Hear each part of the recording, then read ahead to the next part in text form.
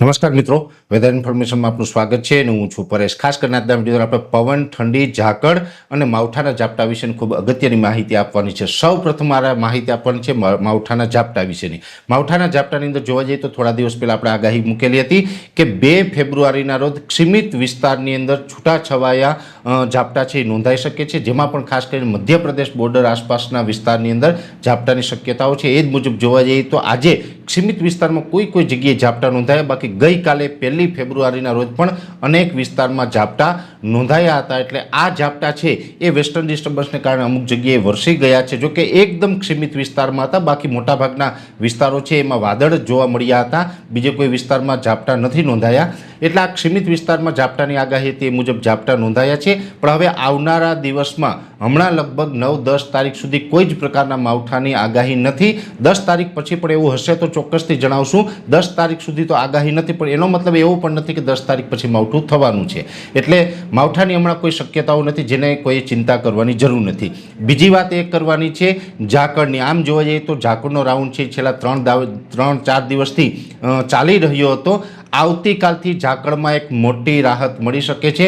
સીમિત વિસ્તારમાં કોઈ જગ્યાએ કદાચ સામાન્ય ઝાકળ જોવા મળે એ વાત અપવાદ રહેશે, બાકી હમણાં કોઈ ઝાકળનો રાઉન્ડ નહીં આવે। લગભગ 7 અથવા તો 8 ફેબ્રુઆરીથી ઝાકળનો બીજો નવો રાઉન્ડ ચાલુ થશે અને એ પછી 3 થી 4 દિવસ સુધી ફરીથી ઝાકળનો રાઉન્ડ જોવા મળે તેવી શક્યતાઓ રહેલી છે। બીજી વાત કરવાની છે ઠંડીની।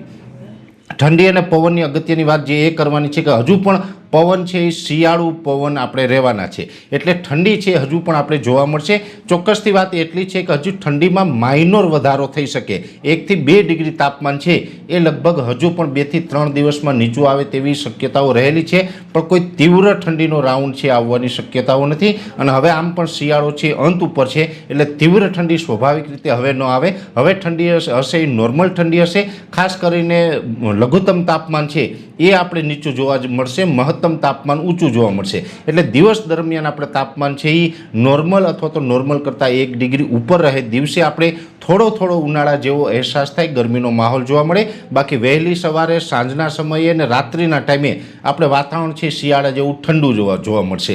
એટલે મિક્સ ઋતુ છે એ આપણે જોવા મળવાની છે। બીજી વાત કરવાની છે પવનની। આમ જોવા જઈએ તો પવનની જે ગતિ છે એ અત્યારે નોર્મલ છે અને હજુ પણ આ પવનની ગતિ નોર્મલ રહેવાની છે। હમણાં કોઈ પવનની ઝડપમાં વધારો નથી થવાનો। ખાસ કરીને પવન છે એ મોટા ભાગે ઉત્તરના પવનો હજી ચાલુ રહેશે। ઉત્તર અને ઉત્તર પૂર્વના જે પવનો હોય છે એને આપણે શિયાળુ પવન કહેવાય છે, અને શિયાળુ પવન જ્યાં સુધી ચાલુ રહે તો આમ તો પાછતરું વાવેતર કરેલું હોય એ પાકમાં પણ ફાયદો કરે છે। જોકે 7-8 તારીખેથી 2-3 દિવસ કદાચ ઉત્તર પશ્ચિમના એટલે કે વાયવ્ય દિશાના આરબના પવનો થાય, તે પછીથી ફરીથી પાછા ઉત્તરના પવનો થશે। એટલે મુખ્યત્વે આમ તો લગભગ 15 થી 20 ફેબ્રુઆરી સુધી ઉત્તરના પવનો હજુ આપણે જોવા મળે તેવી શક્યતાઓ છે। એટલે શિયાળુ પવન છે એ હજી દિશા બદલતા વાર લાગશે, લેટ રહેશે। એટલે શિયાળુ પાક જેને લેટ વાવેલો છે એના માટે પણ આ સારા સમાચાર છે, ફાયદાકારક આ પવન છે એ રહેવાનો છે। એટલે હજુ પણ લગભગ 15-20 તારીખ સુધી તો આપણે ઉત્તરના શિયાળુ પવન ફૂંકાય તેવી શક્યતાઓ છે। એટલે ખાસ કરીને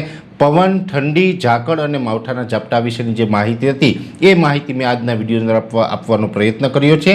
વિશેષ માહિતી છે એ નેક્સ્ટ વિડીયોમાં આપવામાં આવશે। અત્યારે આ વિડીયોની અંદર એટલું જ। અંતમાં દરેક મિત્રોને વિનંતી રહેશે આ વિડીયોને લાઈક આપીને દરેક ગ્રુપમાં શેર કરી દેવો। જો તમે અમને યુટ્યુબ ઉપર જોઈ રહ્યા હોય તો ચેનલને સબસ્ક્રાઈબ કરજો અને ફેસબુક ઉપર જોઈ રહ્યા હોય તો પેજને ફોલો કરજો। નમસ્કાર।